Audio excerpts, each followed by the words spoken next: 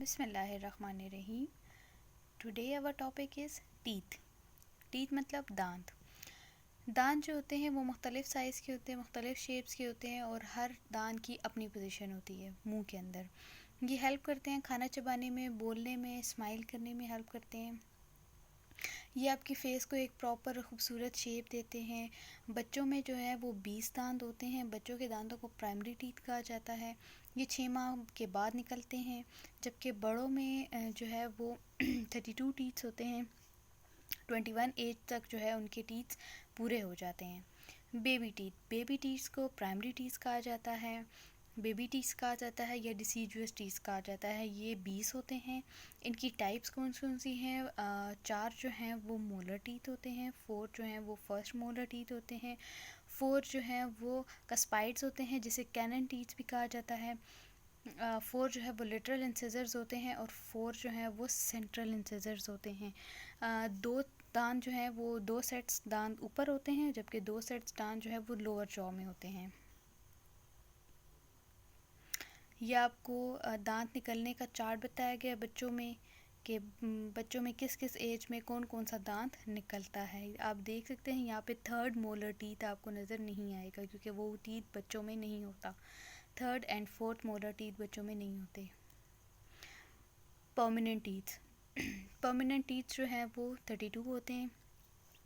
बड़ों में जो है ये बड़ों में पाए जाते हैं एडल्ट टीथ।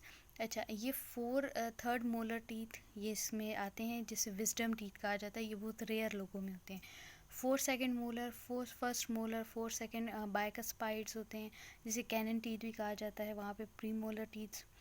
अच्छा, 4 फर्स्ट बाइकस्पाइड्स हैं, 4 कस्पाइड्स हैं, 4 लिटरल इंसिजर्स हैं, 4 सेंट्रल इंसिजर्स हैं। ये प्राइमरी टीथ निकलने का चार्ट आपको बताया गया है।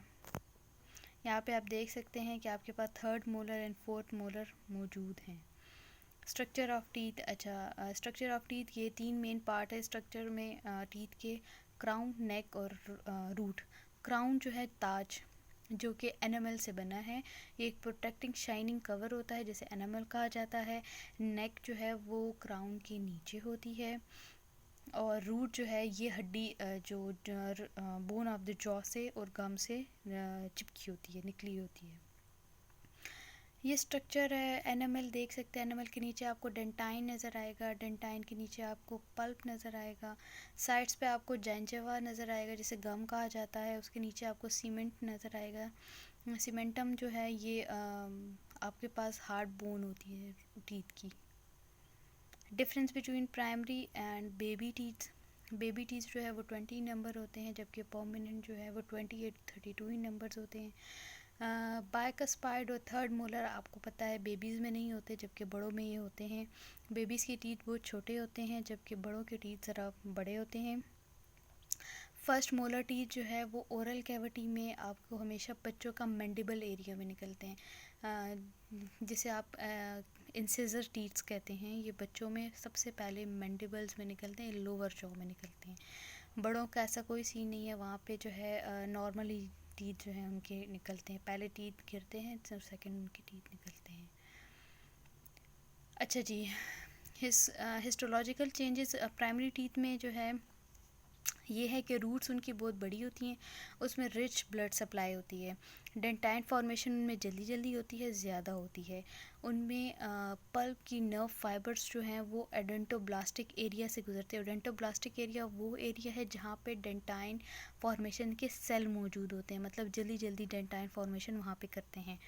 यहाँ पे जो नर्व सप्लाई है प्राइमरी टीथ को बहुत कम होती है, यहाँ पे इन्फ्लेमेशन के चांसेस बहुत कम होते हैं इसी वजह से।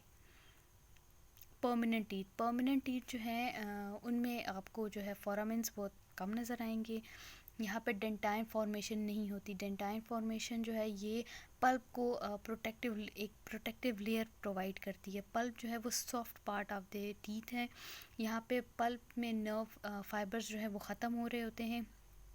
डेंसिटी जो है यहाँ पे इनर्वेशन बहुत ज़्यादा होती है उसकी, इसी वजह से यहाँ इन्फ्लेमेशन और इन्फेक्शन पल्प में आपको ज़्यादा नज़र आता है। एनामल उसकी प्राइमरी टीथ और परमानेंट टीथ की डिफरेंस यहाँ पे आपको बताया गया है कि प्राइमरी टीथ में दांतों का स्पेस बहुत कम होता है, जबकि परमानेंट टीथ में स्पेस बहुत ज़्यादा होता है। न्यूनेटल लाइन जो है प्राइमरी टीथ में हर लाइन में दांत में आपको नज़र आती है, छोटी छोटी लाइनें होती हैं, जबकि परमानेंट टीथ में जो है बहुत कम आपको नज़र आती हैं। ये प्राइमरी टीथ में एनामल की बहुत थिनर होता है एनामल, और जबकि परमानेंट टीथ में एनामल बहुत थिक होता है।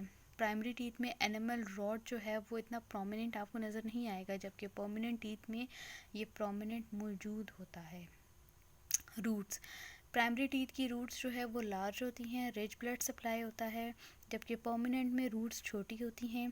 यहाँ पे प्राइमरी टीथ में रूट ट्रंक जो है वो बहुत छोटा होता है, जबकि परमानेंट टीथ में रूट ट्रंक जहाँ से रूट्स निकल रही होती हैं वो बहुत बड़ा होता है।